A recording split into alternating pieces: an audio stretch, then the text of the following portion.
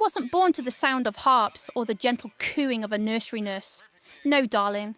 I came into this world to the percussion of the Luftwaffe and the screech of the sirens. It was 1944.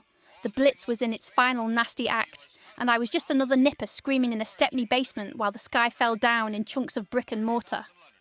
My old man never saw me. He was off in Europe, trading his future for a bit of freedom he'd never get to taste.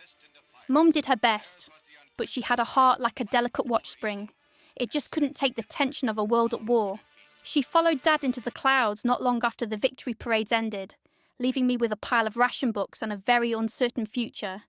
So I was raised by Uncle Arthur. He weren't a real uncle, mind you. He was a local mechanic with hands so permanently stained with grease, you'd think he'd been born in a vat of castor oil. His shop, Arthur's Automotives, was a cathedral of rust.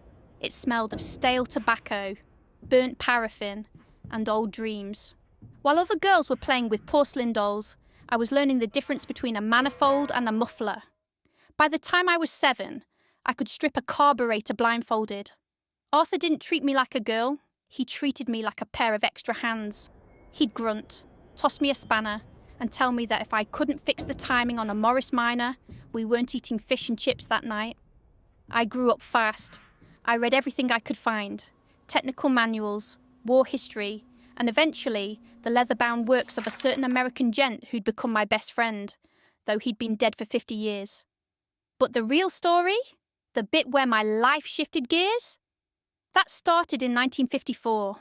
I was 10 years old, crawling through the mountain of junk in the back of the shop. I found it behind a stack of rotting tyres. A crate. Huge, it was. Made of oak that looked like it had been salvaged from a shipwreck, bound in tarnished brass. There was a stencil on the side. Property of the S. Clements estate.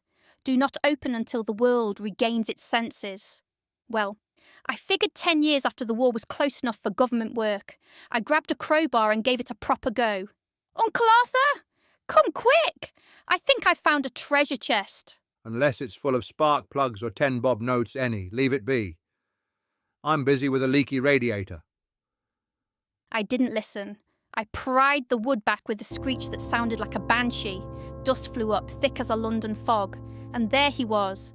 6 feet of Victorian engineering that made my heart do a proper somersault. He was a man made of polished brass and copper piping, with glass panels in his chest revealing glowing vacuum tubes. He had a brass cigar clamped in his metal teeth and a waistcoat made of etched steel. Arthur came running back, wiping his hands on a rag. He stared at the thing like it was a ghost.